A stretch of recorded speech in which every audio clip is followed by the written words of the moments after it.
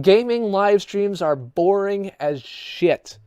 I'm the Chris who plays games, and this is your CPG rant of the evening. Why am I watching this weird guy wearing a funny hat with a propeller on it talk to me? And that is the answer to why you're watching this in the first place, because the reality is that gaming live streams are not about the game. And this is something that a lot of people who have never watched a gaming live stream don't realize. They don't realize that it's not really about the game. Now, in some cases, it is about the game, right? If you're looking at speedrunners or other things like that, that can absolutely be about the game. One of the things that I've watched recently, for example, is the guy who just recently built the Super Mario Brothers speedrun record in 4 minutes, 15 seconds or something like that. And he has like a heart rate monitor and all these times and everything else like that set up. And like you can watch his heart rate just increase throughout the entire thing from 72 beats per minute to 135 beats a minute at the end. And there's some entertainment value in that, just in that. But what's actually more interesting is that while this guy was busy beating the world speedrun record for Super Mario Brothers, he was still interacting back and forth with the chat. Despite the fact that he had only like 17 seconds left to go in his entire speedrun, he was still talking back and forth to people because the interactivity and the conversation are a key part of what makes most gaming live streams interesting. When you used to play video games with your friends, you would sit down on a couch or whatever else like that and you would play games. But what was interesting was not just the game, which has some value, but instead was the interaction.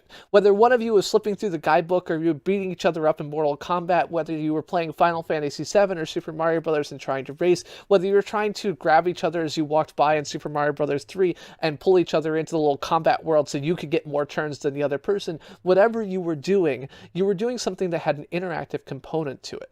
And when you all come here to this live stream, you absolutely get an interactive component. You get to chat with other people, you get to get some interaction and reaction from me, and all these things are great. And one of my friends who's actually been working on looking at different ways of live streaming has been working on experimenting in different ways of doing this. Do I turn off the chat? Do I turn on the chat? Do I have to have a mic and a webcam up or anything else like that? And these are all things that you can explore. But the reality is that the gameplay itself is not the primary defining characteristic of what makes a live stream interesting.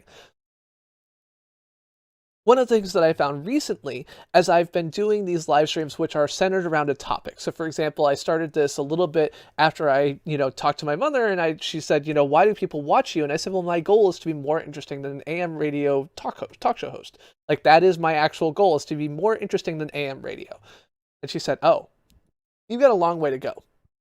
And she's right. I did have a long way to go at that point. I think I've become a little bit more interesting since then, but I did have a long way to go at that point. Because in order to do that, I've got to balance a couple of things. Like one, I've got to have enough conversation and topics and other things like that that I can actually move forward with it. So this is one area that I used to fail a lot, is that I paid so much attention to the chat that I never finished an anecdote or a story or anything else like that. It's actually one of the reasons for these CPG rants is during these rants, I don't actually look at the chat. You're all in a little box here and I see it moving up and down, but I don't actually read it because I want to get these thoughts out. And when I'm playing the game, you can see that I oftentimes get distracted or get lost or whatever else like that. So I'm working on getting better at that, being able to complete thoughts and interact with people. And I think that the model that I'm going for and what actually pushed me even more in that direction was podcasts. So a coworker of mine at Google is someone who is, historically a podcaster, has worked in radio and other things like that. And listening to his past podcasts actually made me realize that, oh, that's actually way more interesting than anything that I watch on YouTube Gaming. And one of the reasons, of course, is that actually almost all podcasts have multiple people. The back and forth between multiple people is actually a really key part of podcasts. The typical number is 3. Typically, you have 3 different people. And even when you don't have 3 different people, if you only have one person who's doing it, there's kind of 2 ways to go. One is you get one person in a room talking and just kind of interacting in their own little world. I've listened to this on late night NPR, and it doesn't really go well. The other is that people have taken and done interviews or pieces or pulling clips or other things like that, and are able to pull in other content in order to support their own work. So when I do these live streams and I pick these topics and other things like that, I'm basically making a 4-hour long podcast-alike thing with the game as a backdrop to kind of give me an interesting topic to go on. But the reality is I do a ton of research and other things like that throughout the week to kind of come up with interesting things. So last time, for example, I talked about the history of publishing.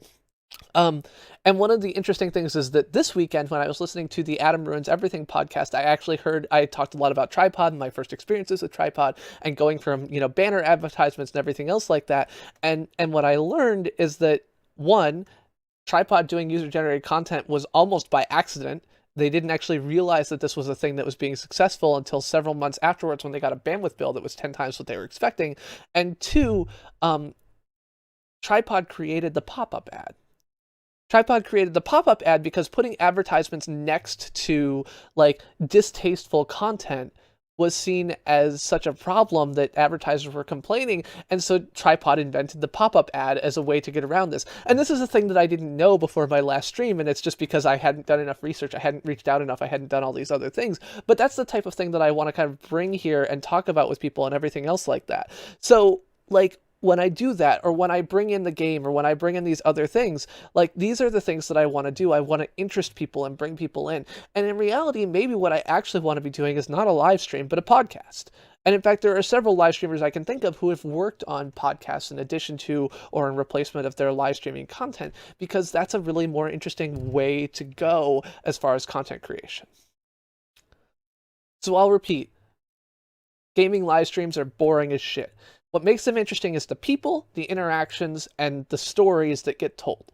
Without those, most gaming live streams just aren't that interesting. And I think that a lot of people do really good at building these small communities and everything else like that. But when we look at these and people say, well, why aren't I growing while other people are growing? Or why am I not big? Or other things like that. The reality is your content is boring. If you look at the average produced VOD content out there, if you look at the average, like, story that's being told, the amount of entropy, story entropy, and the average VOD produced and edited by a successful YouTuber is 10 times higher than in a live stream. And I think 5 times higher than in my live streams, because I think mine are twice as interesting as average. So this is what I would say, is look for the interesting things in the world. If you want to be successful, look for the interesting things in the world and figure out how to integrate them into your story, into your life, into your content creation. Because by just sitting here playing a game, yeah, you get the interactivity, which is one thing. But unless you involve something unique, whether it's storytelling or something else like that, unless you involve something that is truly beneficial to all these users, unless you involve something that is kind of changing the perception of those around you, you're not going to be super successful. You can grow a community, and I've built a great community here, and I think that this is absolutely like a terrific thing that I've built, and I love all the people who make it here and everything else like that.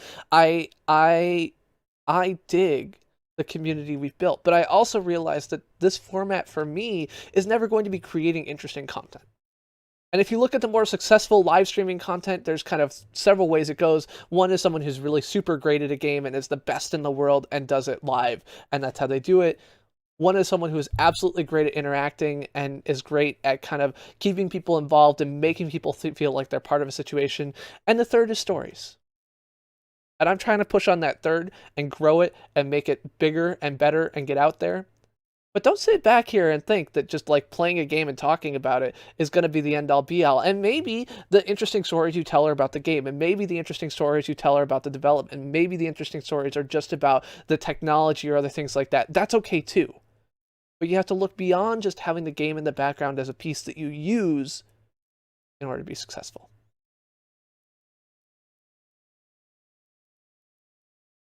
I'm the Chris who plays game. I'm the Chris who plays game. I'm the Chris who plays games. And this has been my CPG rant of the evening. If you like this bit, make sure you hit the subscribe button. Stick around for more.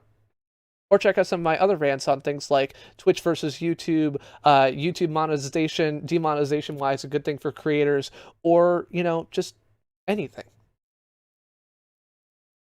Take care. Have a great night.